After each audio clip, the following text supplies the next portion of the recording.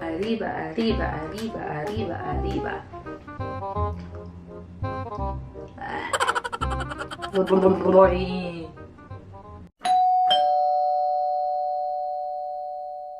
Hi everyone! Welcome back to my channel. Ayan, we have a new video again today. And this time, magugustuhan nyo yung i-film ko or mapapanood nyo. But before we start on the video, please don't forget to subscribe on my channel. You can give this video a thumbs up. And if you are interested sa daily vlogs, family vlogs, mommy vlogs, or random vlogs, you can subscribe on my second channel, La Vida Nessa. Or ililink ko sa description box para direct na kayong mapunta doon. And also, if you guys have any opinion, recommendation, or any suggestion na gusto nyong sabihin sa akin, let me know in the comment section. For sure, babasahin ko yan, guys. And I really hope you guys subscribe on my channel para naman mag-grow na tayo. So yeah, hindi ko na patatagalin guys, let's start to the video. If you remember, I have color tint, colorette swatches ng kanilang original release na shades. But this time, I have fewer shades left or last na in order ko sa kanila. And this is, I believe, the new shades that they release, some new shades na nirelease nila. And I wanted to show you kasi yung last video ko, maraming nagko-comment na bakit wala yung gantong shade, bakit wala yung gantong shade. So, ipapakita ko sa inyo, not all the new shades is here, just the few shades that I ordered. I'm not gonna tell you all the details about these color tints because I'm sure alam nyo naman na. But if you don't know, you can watch my original video or the first video. Lahat ng info nandun. I have 6 shades here. Actually, I have 7 but hindi ko na alam kung nasan yung isa. So, watch ko siya sa cheeks ko guys para makita nyo din kung okay ba siya for blush on. And then, after that, mag-review na tayo sa kanilang shades. So, let's start on the lightest shades. The shade is Winter. Ayan. Makikita niyo dyan yung shade sa baba. Sabi rin nila dito, you have to shake me up real good. Kasi guys, oil-based to and kapag hindi nyo siya shinake, hindi nyo makukuha yung pigment na hinahanap nyo. So, I'm just gonna put this here. Tatry natin as gradient. This is Earth Radio. And now here's human music. So, this is how it looks like kapag in-radiant nyo siya and I do not like this shade.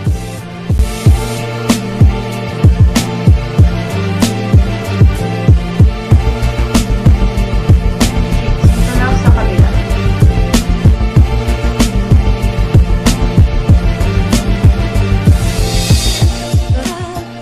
So, ayan na siya guys. Full application and application sa cheeks. And to be honest, I do not like this shade. It's too light for my skin tone. And I think this will be perfect if you mix, alam nyo yun, mas darker shade dito sa color na to. I think it will look good. But, kapag mag-isa lang siya, no, I do not like. But, I like how it applies on my cheeks. Sobrang nakaka-fresh siya. And while I'm looking in the mirror, ang lakas niyang maka-vibrant looking. Alam nyo yung fresh lang, ganon. And hindi siya yung talagang overwhelming na makapal na makikita nyo na nagsuot talaga kayo ng blush on. More on natural looking siya. Next shade is Mia. I believe this is the Fresh Collection, guys. Ayun, naalala ko. Ito yung mga nirelease nila na shades sa Fresh Collection. Kasi meron silang Matte Collection and the Fresh. So, yeah. Naalala ko pala.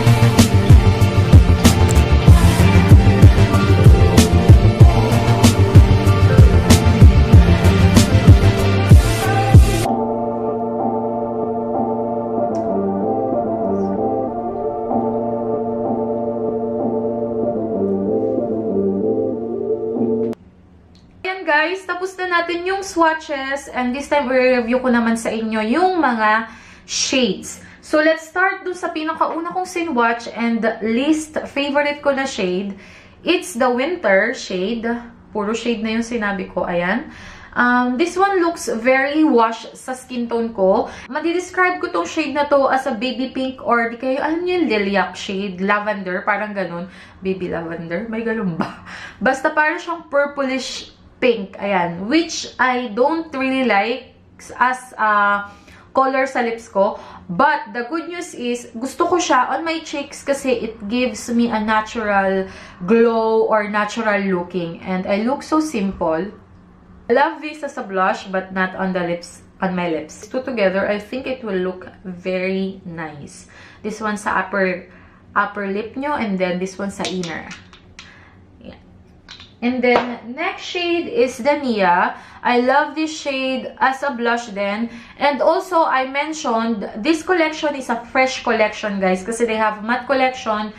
And then, the fresh ones, eto yon guys. I think the fresh ones, it just gonna give you like a natural settle, alam nyo yun, color or for everyday. Parang ganun yung kanilang theme or kanilang gustong iparating sa inyo. Kaya siya siguro tinawag na fresh collection. Going back sa shade na Nia, guys. Ayan, sinwash ko siya sa inyo.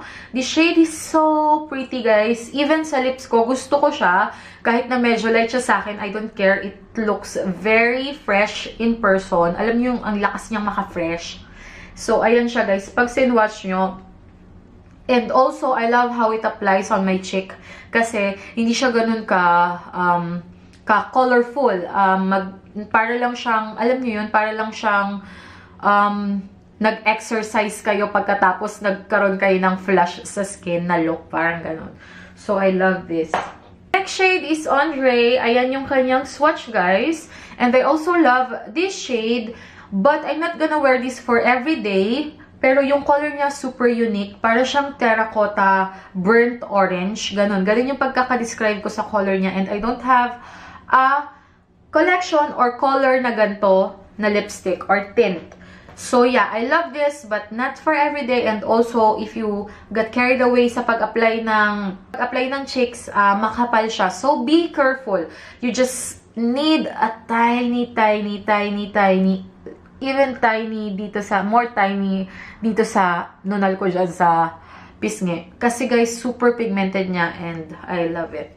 So, next shade is the Thalia. I think, na-swatch ko na to sa inyo dun sa first. Ngayon ko lang naalala.